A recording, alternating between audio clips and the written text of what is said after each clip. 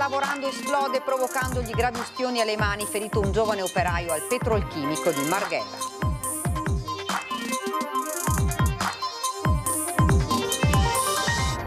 Allarme degrado tra abbandono e sporcizia nei pressi del Tribunale dei minori a Mestre, poco distante dalla centralissima Piazza Barca.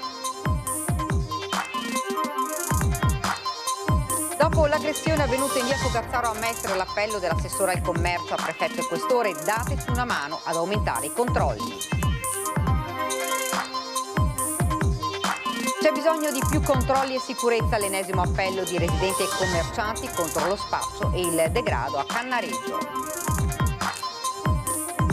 I carabinieri di Chioggia hanno sanzionato per 2.000 euro un'azienda che nelle celle frigo riponeva 8 ceste con vongole veraci prive della documentazione necessaria a certificarne la tracciabilità. Si ripetono come ogni estate i fenomeni di sfregio del decoro urbano, bagni tuffi, picnic in fondamente biciclette, l'assessore al turismo, i controlli stanno aumentando, i cittadini segnalano. I 2 ragazzi che nei giorni scorsi hanno salvato un anziano dall'incendio esploso nella sua abitazione sono stati premiati questa mattina a Caparsetti. Buonasera, ben ritrovati, edizione veneziana dei nostri telegiornali. Dunque, l'avete sentito, in primo piano la cronaca, paura questa mattina per un grave incidente sul lavoro al petrolchimico di Marghera. Un giovane operaio è ricoverato al centro Ustioni di Padova. La batteria su cui stava lavorando è esplosa, provocandogli gravi ustioni alle mani. Tragedia sfiorata per un giovane operaio di origine straniera, vittima di un incidente sul lavoro avvenuto al petrolchimico di Marghera. Stava lavorando sulla banchina, dove solitamente operano le guardie fuochi, quando è rimasto ferito. Sul posto sono giunti in breve i vigili del fuoco di Mestre, insieme a Capitaneria di Porto e SUEM 118.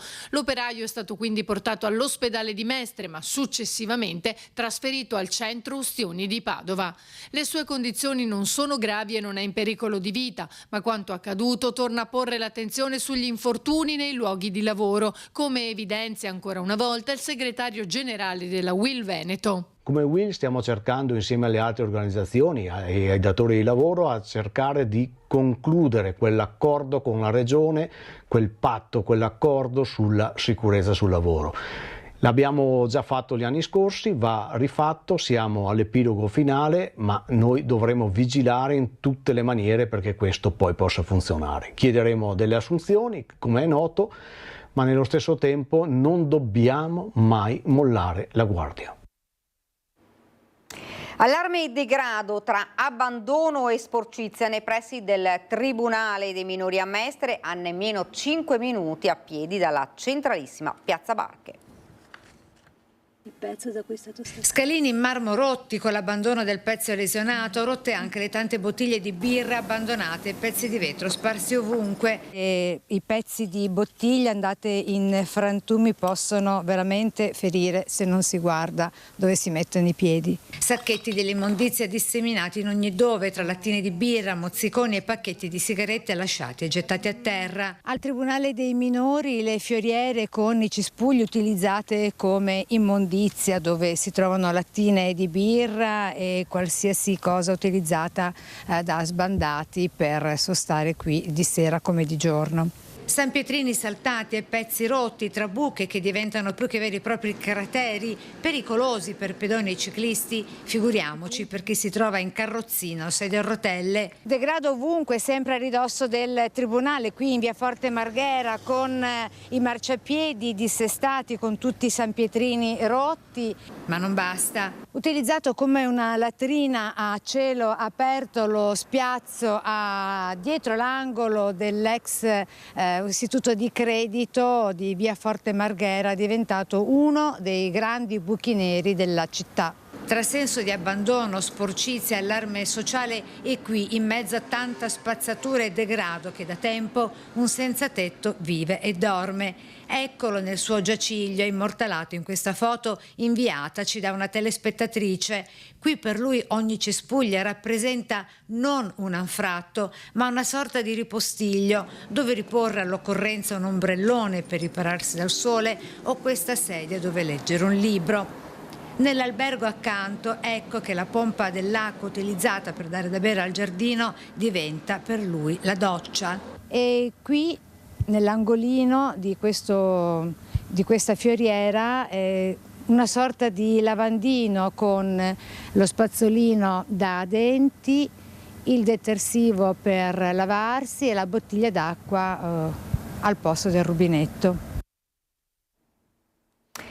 Dopo l'aggressione di via Fogazzaro a Mestre, l'appello dell'assessore Sebastiano Costalonga, prefetto e questore in materia di sicurezza per l'area di via Cappuccina. In mattinata per Gilberto l'atteso intervento all'Angelo per la frattura nasale multipla rimediata dopo la barbara aggressione subita il giorno di Ferragosto ad opera dei 2 tossicodipendenti all'ora di pranzo nell'androne di casa in via Fogazzaro, laterale di via Cappuccina a Mestre. E sempre oggi, nell'esprimere solidarietà e pieno sostegno al 30enne preso a pugni, l'appello a prefetto e questore dell'assessore al commercio di Venezia, Sebastiano Costalonga, affinché si intervenga al più presto e con urgenza per garantire sicurezza tanto ai commercianti quanto ai residenti di quell'area dove è trasmigrata la delinquenza da via Piave. Chiediamo ancora un aiuto al prefetto e al questore, che ci è sempre stato vicino, come si è visto anche in presenza durante le fiere, era sempre presente, quindi c'è vicinanza da parte delle forze dell'ordine, però logicamente solo loro possono aiutarci a risolvere il problema di queste persone che si spostano da una via all'altra e ci creano problemi. La presenza sul territorio è fondamentale per dare anche quella sensazione di sicurezza. C'è bisogno di più controlli e sicurezza, l'ennesimo appello di residenti e commercianti contro lo spaccio e il degrado a Cannareggio. Un presidio di polizia locale intanto che non c'è, che almeno non si vede, che i cittadini lamentano non esserci e soprattutto proprio una realtà che fino a ieri, perché si tratta di fenomeni abbastanza recenti, quindi se non si bloccano subito, se non si arginano nei primi momenti di vita e di attività, insomma, è evidente che poi degrada e la situazione va sempre più peggiorando. È per questo che esercenti e commercianti si uniscono all'allarme lanciato da molte famiglie a fine giugno con tanto di raccolta firme per chiedere maggiore sicurezza e controlli a Cannareggio, in modo particolare nelle aree della Baia del Re, Calle Priuli, Sottoportego dei Vedei e San Girolamo, sempre più colpite da spaccio e degrado. Una piaga che denunciano da tempo. Ci sono tante case pubbliche non assegnate, questo è un tema che ripetiamo spesso essere un tema grave, pesante, una mancanza totale di controllo, nel senso che la polizia locale latita, non c'è, insomma, e quindi sono tutte situazioni che non aiutano certo al vivere meglio per queste persone che vivono così intensamente. Ci sono tante attività, ci sono società sportive, insomma ci sarebbe proprio il tessuto migliore per poter vivere bene come di solito a Venezia si può fare. I cittadini non hanno intenzione di stare a guardare, anche per questo il 5 settembre in Sala San Leonardo è stata indetta un'assemblea pubblica dal consigliere Martini insieme al responsabile dell'oratorio, padre Pier Antonio Zago, per affrontare una serie di interrogativi urgenti e tentare di individuare alcune possibili soluzioni. L'assemblea è voluta dai cittadini, è voluta dai residenti, è voluta dai genitori e dalle mamme che accompagnano i figli ormai sempre più preoccupate perché la situazione è davvero complessa. Siamo in una zona bellissima di Venezia, siamo in una zona popolata, in una zona viva. Ecco, è proprio un peccato che una zona così sia ridotta in questo modo. I carabinieri di Chioggia hanno sanzionato per 2.000 euro un'azienda del posto perché durante un'attività ispettiva estesa alle celle frigo sono state trovate 8 ceste contenenti vongole veraci per un peso di 150 kg circa, senza documento sanitario necessario a certificarne la tracciabilità. Il pesce è stato sottoposto a sequestro e affidato in custodia alla stessa azienda per lo smaltimento. Nelle stesse ore sono state controllate 2 attività di ristorazione a Chioggia, in una delle quali sono stati sequestrati circa 50 kg di generi alimentari privi di etichettatura e documentazione attestante la provenienza del valore di circa 500 euro. Le violazioni hanno comportato multe per 6.500 euro. E si ripetono come ogni estate i fenomeni di arroganza e sfregio del decoro urbano, bagni in Canal Grande, picnic in fondamenta e bici in piazza San Marco.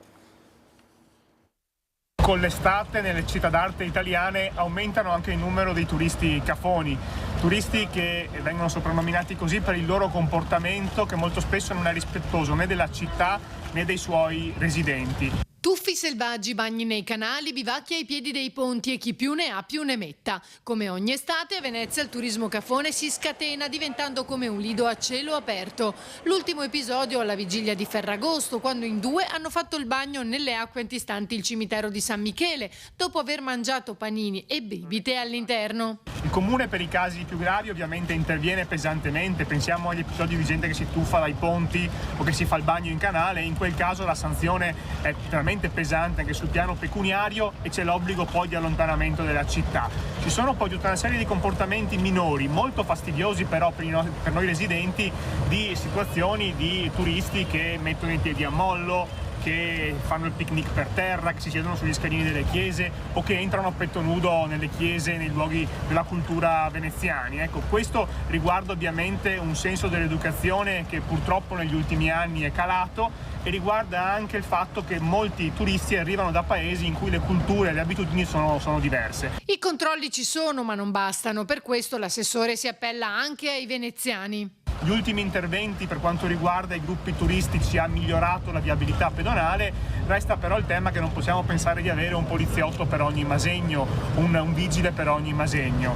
Quindi serve anche la collaborazione di tutti, anche noi residenti quando passeggiamo per la città e vediamo un comportamento ovviamente non pericoloso, non criminale, ma semplicemente un po' scorretto, un po' appunto cafone, di segnalare anche alle persone con gentilezza evidentemente che così non va. Ecco, piuttosto che fare la foto e pubblicarla sui social e lamentarsi su Facebook, forse conviene far presente anche noi stessi che certi comportamenti non vanno bene.